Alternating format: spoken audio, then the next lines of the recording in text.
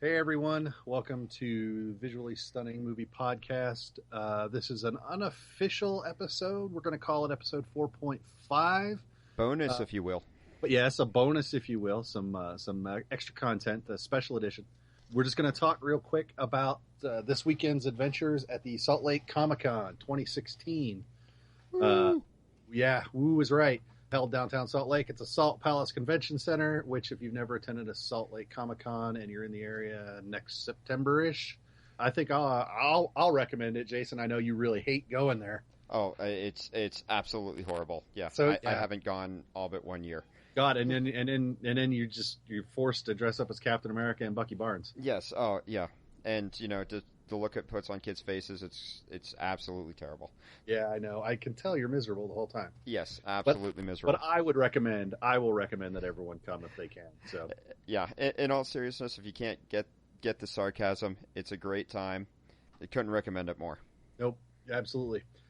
So the event started on Thursday morning before the vendor floor even opened with a world record attempt at the world's largest Comic-Con panel with the one, the only Mark Hamill. Mark Hamill Luke himself. Skywalker. Or the Joker. Or the Joker. Or Luke Starkiller. Or Luke Flyswatter. Or whatever name he wants to, or George wants to call him, apparently. Yes. Yes, we got the story of George Lucas changing his name after they had started filming. So, but no, 45 minutes of Mark Hamill in an NBA arena, surrounded by 10+ thousand screaming fans. It was a unique experience. Yes, it was a unique experience, and well worth the trouble of going in that early. Oh yes, and catching it. He came in Thursday morning because he had to fly to Canada for Friday, Saturday, and Sunday. FanX Canada, one of them locations up there in the Great White North. So, but it was great. He did his panel discussion for 45 minutes, ran over to the Salt Palace, and did 600 hours of photo ops, I think. Yeah, there were so many. There were so many. I got mine. Yay, me. Yay. Jason, I don't think, did. No, I was not one of the lucky chosen few. Literally chosen few. Yes. There was a lottery because they knew his interest was going to be crazy insane. So yes. But Mark Hamill, excellent panel, and sent the crowd into a near frenzy when he was cut off with no time remaining, and he announced that he was sorry he couldn't talk longer. But when he comes back, emphasis on when he comes back, he will talk longer and hopefully stay for more than 7 hours, which will be great. So maybe next year we'll be kicking out episode 8 in the theaters. It would be good as long as it doesn't conflict with post-production or other major publicity, international publicity. Absolutely. So maybe we can get him and Carrie to show up together. That would be a hoot because they could bring their dogs. Yes. Gary Fisher and Millie or Mills. Yeah, Hamill. Yes. I can't remember his dog's name, but yes, they could both have Luke and Leia could have their dogs. Have their dogs. I believe his exact wording was Gary is getting too popular. Yeah. That was his exact wording. So, Carrie Fisher, if you ever, through some freak of nature, listen to this, know that Mark Hamill said your dog is becoming too popular, and he doesn't like it. So Thursday was great for Mark Hamill fans and Star Wars fans, but that did drive first day attendance through the roof, which, if you were paying attention, you remember that I said Thursday, whereas in most of the civilized world, cons run Friday, Saturday, Sunday. Yeah. We run Thursday, Friday, Saturday here because Utah. Yes, Utah. But this will be the 4th Comic-Con and 7th event overall, but 4th Comic-Con, school has started, and on a Thursday, attendance was up there. Yeah, it was actually bigger than most Friday attendance. Yes, in previous years, this Thursday would have beaten most Fridays in other years. Actually, I think this year, walking around the convention floor, it really felt like the Thursday crowd was bigger than Friday. Friday kind of felt empty until late in the day, or about mid-afternoon. Maybe. I think people burned that day of vacation or, calling in sick to work. Oh yes, hashtag Utah Sick Day, Yeah. as they wanted people to social media. Hashtag Utah Sick Day, because yes, people were calling in sick. Yeah. To come to the Mark Hamill panel and the event. But I think people played that card on Thursday, where in years past they've done it on Friday. Yeah, I think that was the big difference.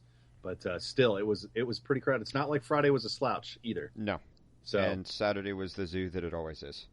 Yeah, Saturday was the zoo that it always is, with all those wild animals running around. 120,000 plus people in 3 city blocks. It gets a little crowded. It does get a little crowded.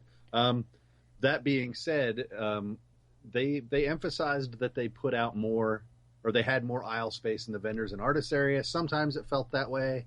Sometimes it didn't feel that way. To me, you have your natural choke points. It's just going to happen. You'll have a vendor that's drawing a lot of traffic. I know around the Rob Pryor booth, it was always a nightmare trying to get around there for good reason, especially when he was painting. Yes, but at least they put him right inside the door, right inside an entrance. Yeah. So, I mean, there were other entrances, but yeah, he always draws a crowd to watch him freakishly paint. It literally makes my brain hurt watching him paint. I'm somebody who can barely draw a stick man. Yeah, I don't know how he well, he says he doesn't really know how he functions. That's why he listens to music the whole time while he's painting with both hands. And only looking half the time. And and only look. That's what I don't get. It's like, how are you doing that without looking at it? But that's why he's Rob Pryor, and you and I are doing a podcast that 6 people listen to. Hey, so there we go. But yeah, other than that, just in general, I thought the layout was pretty good. Photo ops. Some people had some complaints. I thought it was okay, except when the fans they didn't trust, and then the crowds got the pre-crowds got a little out of control. But I don't blame Epic Photo Ops name drop for any of that. I just think that's the fans being excited and not trusting. Yeah, necessarily. Well, so it's one of those cases where people get worried that they're going to miss it, and then they end up crowding everything and making a lot of confusion, and then there ends up being a lack of communication, and some people end up missing their appointed time. I know it's like a self-fulfilling prophecy. Yeah. One big thing to come out of this con, Stephen Amell of Arrow had a panel, and now, ladies and gentlemen, I'm going to turn you over to Jason, and he's going to tell you all about what he learned and what he did in the Stephen Amell panel. I had the good fortune, I guess you say, of actually attending the Stephen Amell panel, where he actually formally announced prior to his Twitter announcement that we've also released on the site, and a lot of people have seen, that he formally requested to be included in the next season of American Ninja Warrior. It's been a thing that's been going on for several years now. I want to say since the first time the part of him on the salmon ladder went out. And he was asked yet again, I guess it's a staple of his panels, and he just kind of, in a slightly exasperated way, was just like, I can tell this just isn't going to go away, is it? He's like, all right, I'll tell you what. Immediately after this panel, I am going to contact the producers of American Ninja Warrior and formally request to be included in next season's taping. And I smelled an opportunity for a scoop, and while the panel was actually going on, posted a picture and posted the information, which actually beat the earliest announcement by about an hour. I thought that was great. So, and I think the best part is that he basically blamed Salt Lake. Yeah, that we just kept bothering him. The people of Salt Lake City in the great state of Utah pushed me over the edge, end quote, in his Twitter account, which I just thought is great. Because he was sitting in that panel room with probably 5,000 screaming people that wanted to see him do American Ninja Warrior. It was a mostly full panel, and I think seating is right around 5,000. So yeah, 4,500 to 5,000. So take that, big boys. We got you on that one. Yeah. There was also he also shared some thoughts on if they were to recast Arrow for the DC cinematic universe. Right. Where I believe his words were along the lines of he doesn't claim any ownership of it, where he accepts that people have voiced and played Green Arrow before him. Somebody's going to do it after him. It's he doesn't own the character. and that's true. Yes, But however, given when I compare that to some of the things he said in the past, I can't help but feel. I'm sorry, Stephen, if you're listening, which you probably aren't. It feels a little bit like towing the company line, because he got smacked about the stuff with Grant Gustafson on voicing his displeasure with the announcement of Ezra Miller as the Flash. Right, he's gotta say the right thing in public. Yeah. He might actually feel that way, but I can't see as an actor how he wouldn't maybe feel just a little slighted that they wouldn't consider just taking him and putting him in the right. I mean, everyone's got pride. I mean, and actors have pride just like everyone else. They do understand it's a business. And we've said in the past, and it's on there. I really think the people that they've cast for the main characters in their TV universe, I think they could hold their own on a big screen. Yeah, and in I really episode 4, in episode 4, we covered this in some detail about casting, and it was very, very strange that topic popped up in that panel. That's serendipitous. Yes, highly serendipitous. So there was that. It was a great time. Like I said, we did that. I may or may not have been bragging about it a little bit on Facebook, sharing it on different outlets. You're allowed. You are totally allowed, my friend. That's why we're here. We're here to do stuff like this. Yes. We're here to make opinions. And sidebar, Mark, edit this out later. In my blog, I've written things about the DC universe that have come to fruition. Am I psychic? No, I'm a student of human nature, and I love to watch movies. End sidebar, Mark. Please stop editing now, and let's get back to the topic at hand. So I'm not letting you edit that. So the Stephen Amell panel went very well, which was great, and I think he had a great time. It's not his first trip here, so he kind of knew what to expect, which was nice. No, it really seemed like he really genuinely liked being back in Salt Lake. I have not talked to, and like I said, I've traveled. I went to Space City Comic-Con earlier this year. I went to Denver. I went down to Vegas in February for Wizard. And any celebrity that I talk to that I know has been here, I'll ask, are you interested in coming back? And without fail, unless they are all Oscar caliber actors, which I guess by definition, theoretically, they all are, all of them seem genuinely enthused to want to come back. Yeah. And visit again. And it's always, if they invite me back, I'll happily come. So Salt Lake City fans, you're doing something right. Yeah, yes. And Brian Brandenburg, Dan Farr, get on that.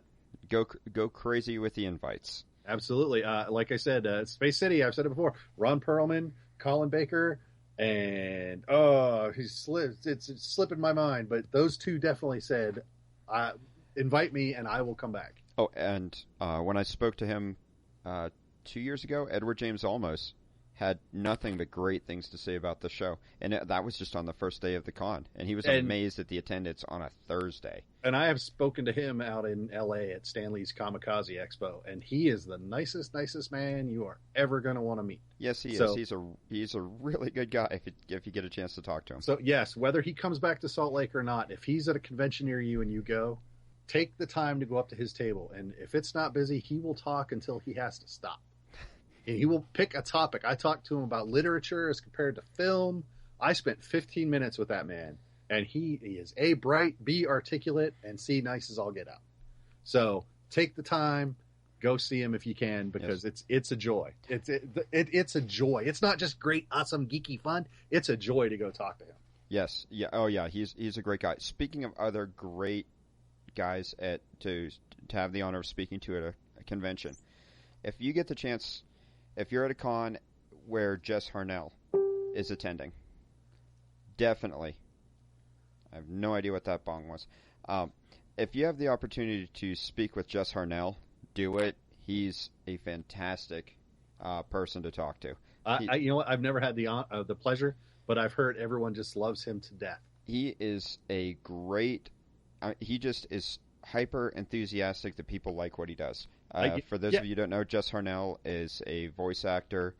He's done the one that stands out most is he was the voice of Wacko from the Tiny Toon Adventures, and Animaniacs.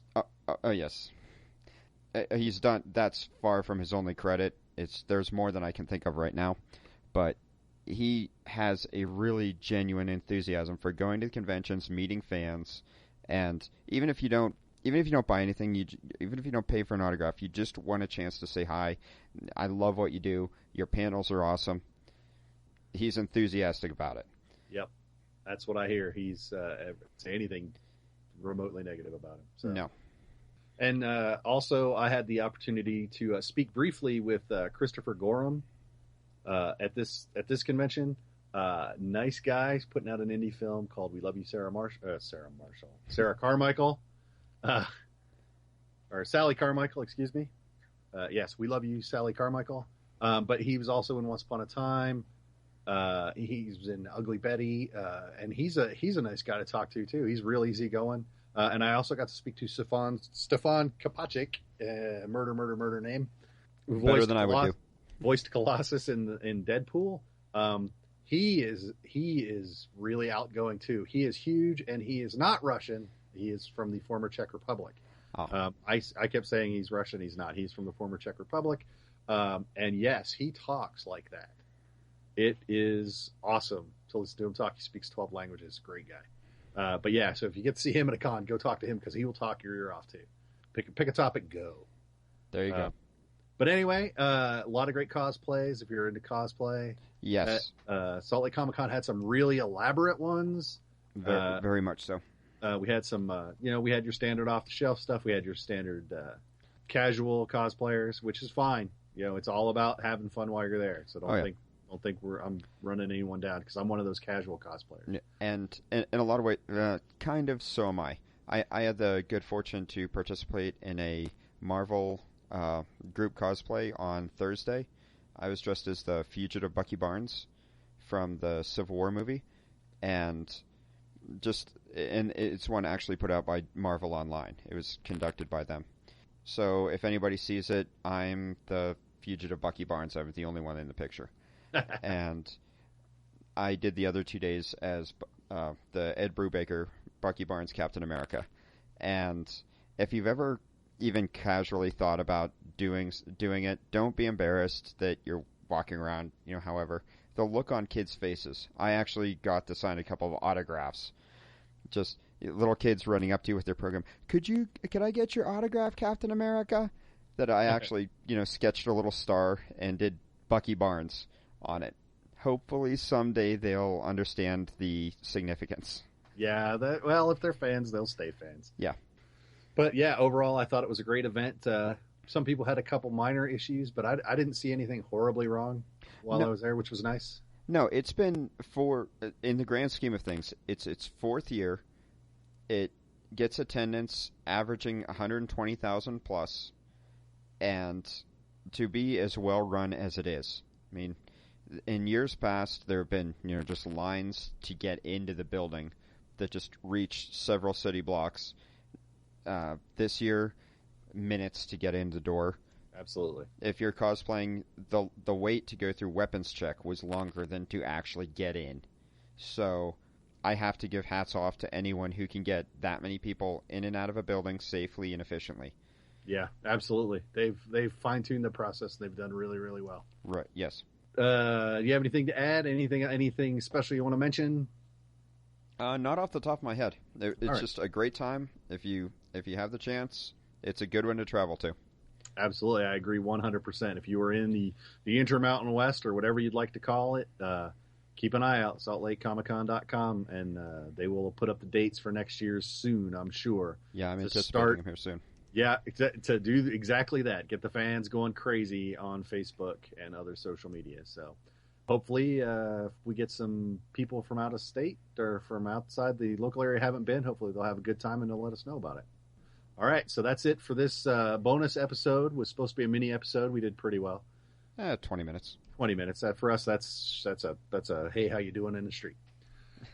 So yeah, we will catch you guys next time. I believe episode 5 is going to be Kevin Smith's Yoga Hosers. So watch for that in the next day or two. And we will see y'all around the universe. So long. So until next time, we'll see you guys around the universe.